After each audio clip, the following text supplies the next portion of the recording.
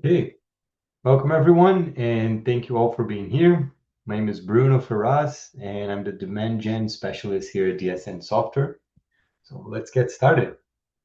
For the next 30 minutes, we're going to do something that most OMS owners never actually get to do, which is to see exactly how their practice stacks up against the top 1% on the metrics that drive revenue.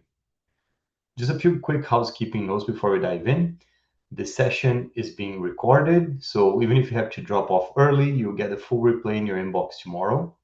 You'll also get a self-scoring worksheet that you can run with your team Monday morning, plus the full 2026 OMS benchmarks guide with every source cited. Feel free to drop questions on the chat as we go, and I'll try to get to them all at the end. So let's get started. Here's the truth most of us don't say aloud. The vast majority of OMS owners have no real idea how their practice compares.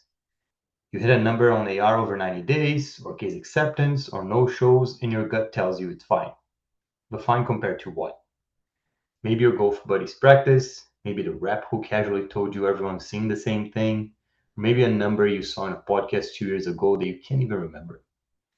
The problem is that without real benchmarks, you're flying blind.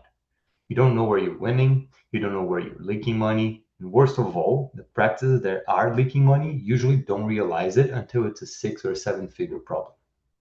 So for the next few minutes, we're going to fix that.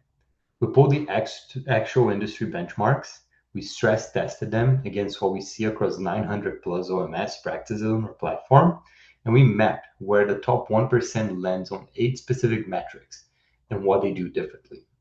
So let's just go and look at the metrics.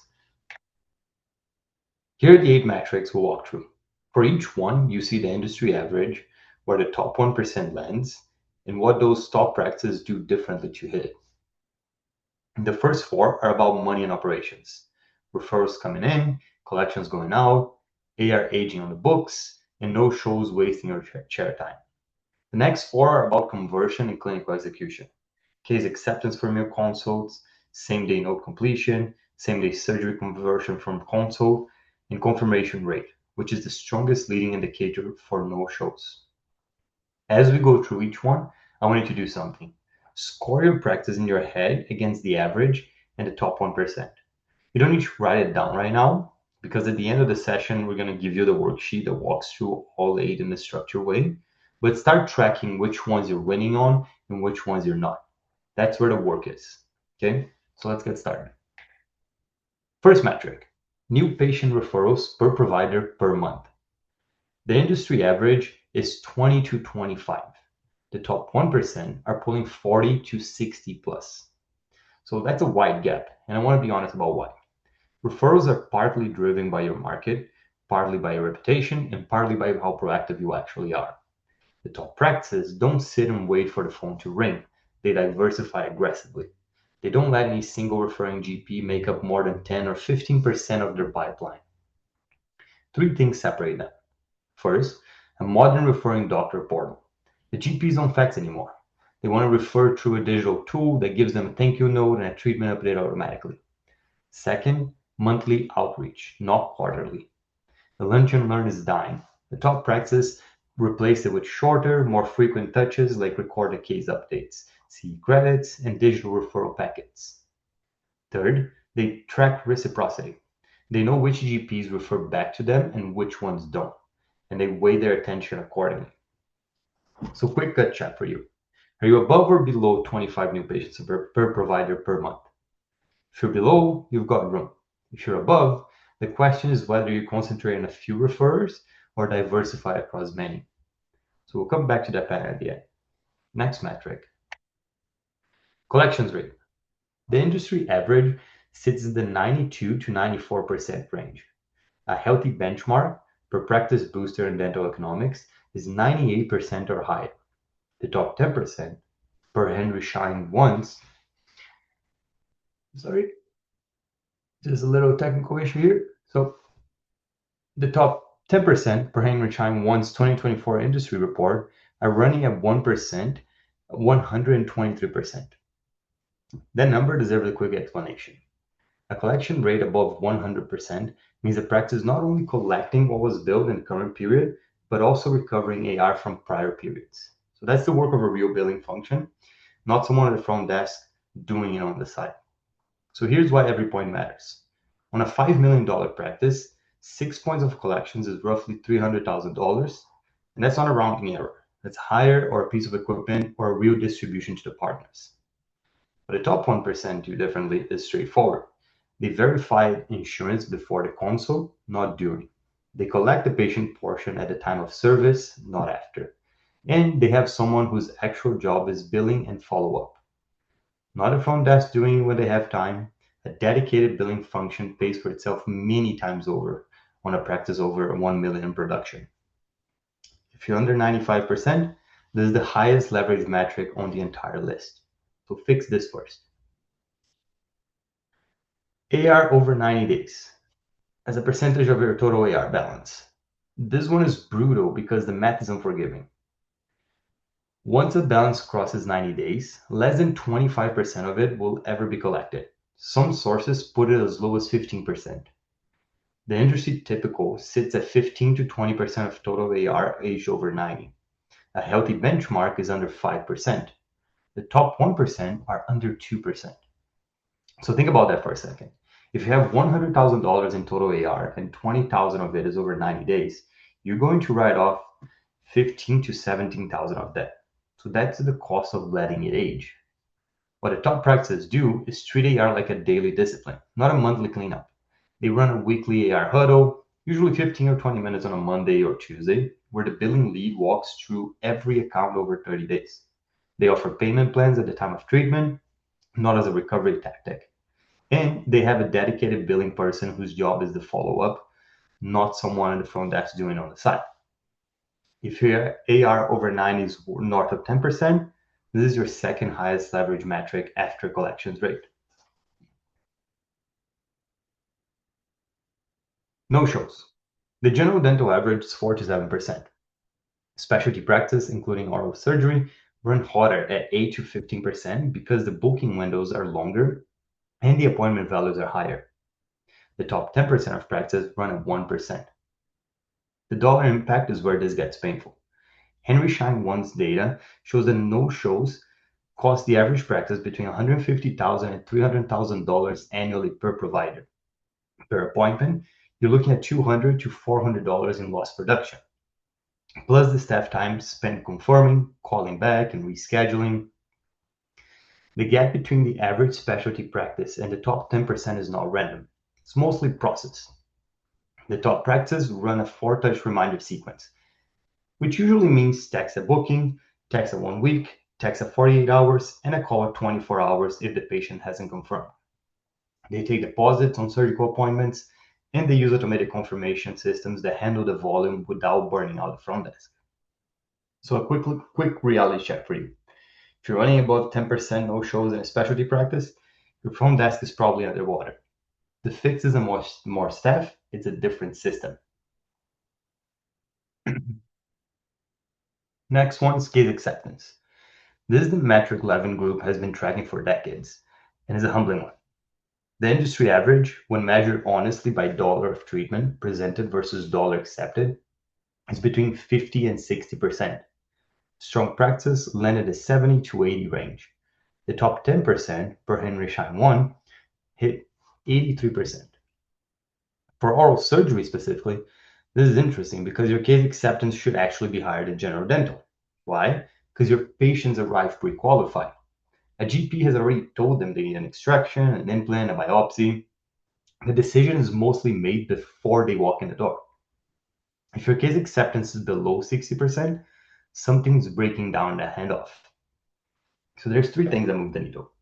1, a dedicated treatment coordinator, not the front desk, not the surgeon, a trained role whose entire job is to take the consult conversation, walk the patient through the plan and the financing, and close.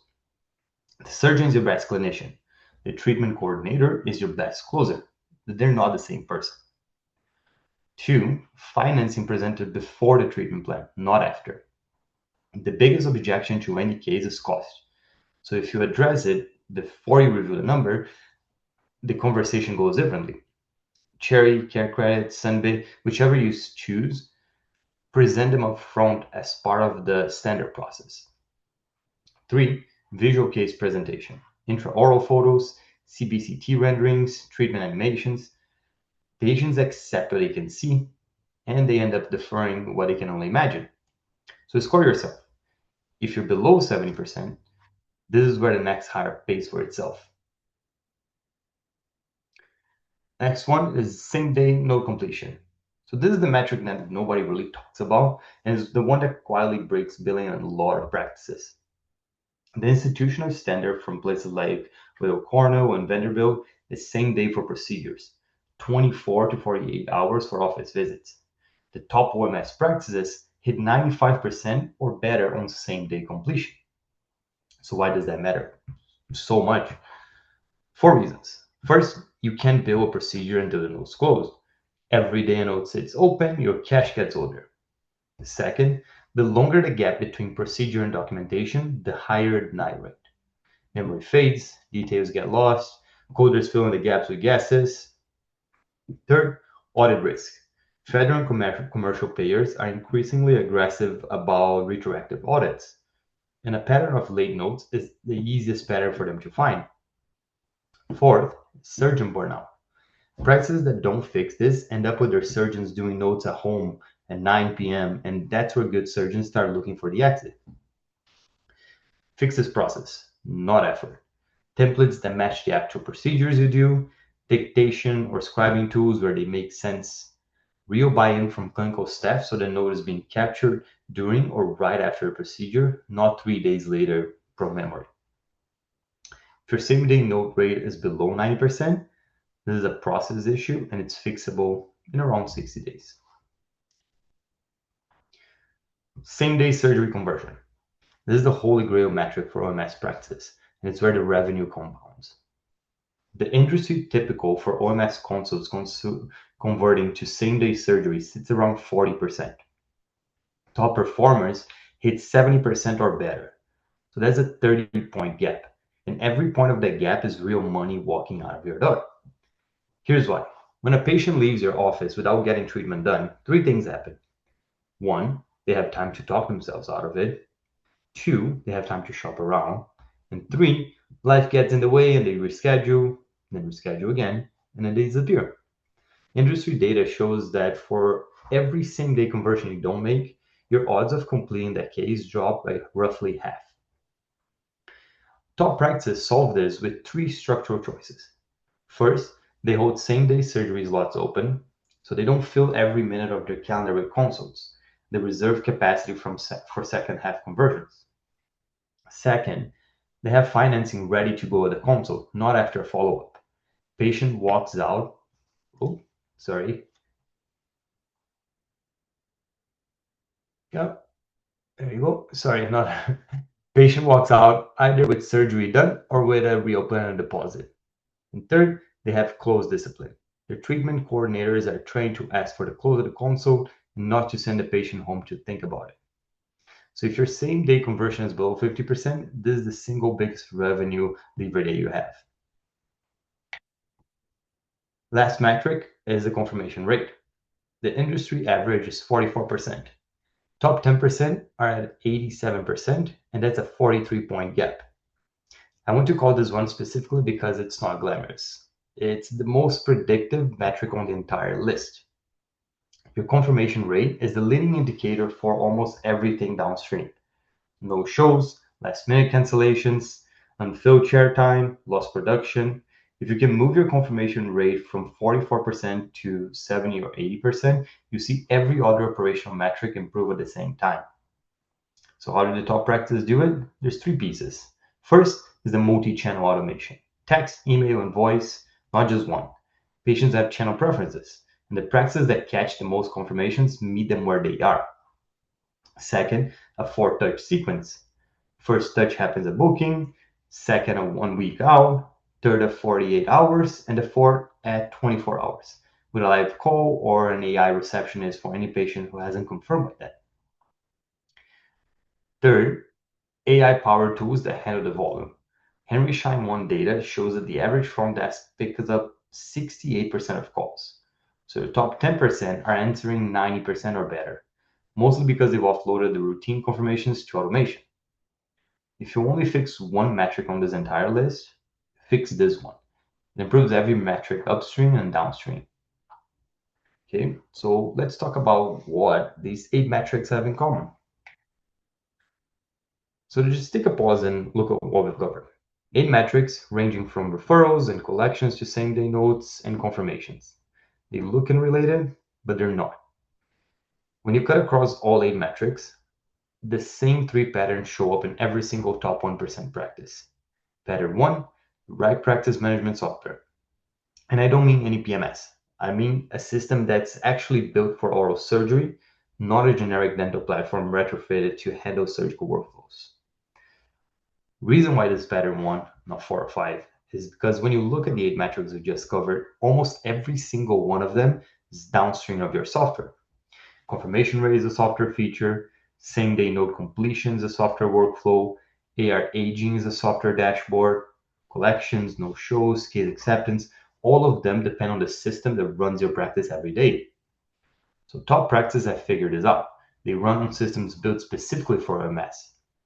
Surgical scheduling with appropriate block times, insurance verification that runs before the consult, automated multi-channel confirmations, documentation templates that match actual OMS procedures, real-time AR dashboards that don't require a spreadsheet export. Generic dental software wasn't built for any of that. Every time your team works around the software instead of with it, you're paying for it in time, errors, and lost revenue. Pattern 2. Insurance verified and financing offered before the treatment plan, not after. So the patient walks in knowing what they will pay. Cherry, Care Credit, Sunbit, whichever you choose, the conversation happens up front. So the single sequence change removes the biggest barrier to case acceptance before it ever shows up in a console. Pattern 3 is a weekly KPI ritual. Top practices managed by data, not by hunch. Every Monday morning, leadership team and the office manager spend 20 or 30 minutes looking at the same handful of numbers. AR, no-shows, case acceptance, same-day conversion. They don't wait for the monthly P&L. They catch problems while they're small. So 3 patterns, the right software underneath you, financing offer before treatment plan, and a weekly KPI ritual on top. They compound. So if you do nothing else after this webinar, just focus on doing those 3. Here's the worksheet. So you get a clean copy in your inbox right after the webinar. So don't need to worry about taking a screenshot, but if you want to, feel free to do that. So here's how to use it. Don't try to fix all 8 at once. That's how most practices end up fixing none of them. Instead, just go through the worksheet with your team and score yourself honestly on each row. Then pick the metric where the gap between you and the top 1% is the biggest. Just that one, and work on it this quarter. When you've moved that metric, come back to the worksheet, pick the next biggest gap, and repeat. This is how top practices compound, one discipline at a time, over 4 to 8 quarters. So if you want help thinking through which metric to start it, that's actually something we do with practices on our platform every week. And that's what brings me to the next slide. So just one more thing before I go to questions. If you want to look at your own numbers against the benchmarks we just walked through, we offer a 30-minute benchmark review call. There's no pitch. We sit down with someone from your team who knows oral surgery practices. You share your numbers, and we map them against everything we just covered. You leave with a gap analysis, where you're winning and where to start, and you just keep it. The reason we can do this is that we run the practice management platform for over 900 OMS practices. We see this data every day, and we see what the high-performing ones do differently. We have a vested interest in helping practices in our space get better, because every practice that closes its gaps is a practice that's around for the next decade instead of getting rolled up by a DSO. So the scheduling link will be in your follow-up email. There's no obligation. If it's useful, great. If not, all good. Okay, so let's go to questions. So feel free to drop them in the chat, and I'll get through as many as you can in the time we have left. And while you guys are typing up your questions, just some quick reminders before we close. You get 3 things in your inbox between today and tomorrow: the recording, the self-scoring worksheet, and the full 2026 OMS benchmarks guide with every source cited. If you want a 30-minute benchmark review call, The scheduling link is going to be in your follow-up email. And if you want to reach me directly, I'm at marketing@dsn.com. So happy to talk. Let's see if we have some questions.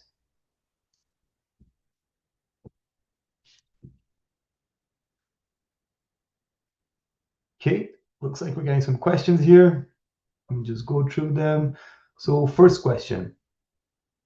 We're like 12% no-shows and only send one reminder the day before. So what's the quickest fix? I would say add more touches earlier. First reminder 72 hours out, then 48, then day before, then morning off. Most practices see a drop within a month just from that change alone. Okay, next one. Or surgeon does the whole consult and presents a treatment plan. Could that be why your acceptance is really low? I would say probably yes. Patients feel put on the spot and default to, I'll think about it. Put a financial conversation away from the surgeon and give it to a dedicated treatment coordinator. The one change moves acceptance more than almost anything else. Okay, this one. So we're a smaller practice and confirming appointments manually. Is automation actually worth it at our size? Yes, especially your size. Every no-show hits harder when you have fewer chairs. Even a simple text and an email sequence can close a big chunk of that gap, and the setup cost is minimal compared to one recovery surge goes what. And it looks like that's all the time for the questions we have today. That's it. So keep an eye on your inbox for the recording of the worksheet, and you receive that between today and tomorrow. Thank you all so much for attending, and hope you have a great rest of your week. Bye-bye.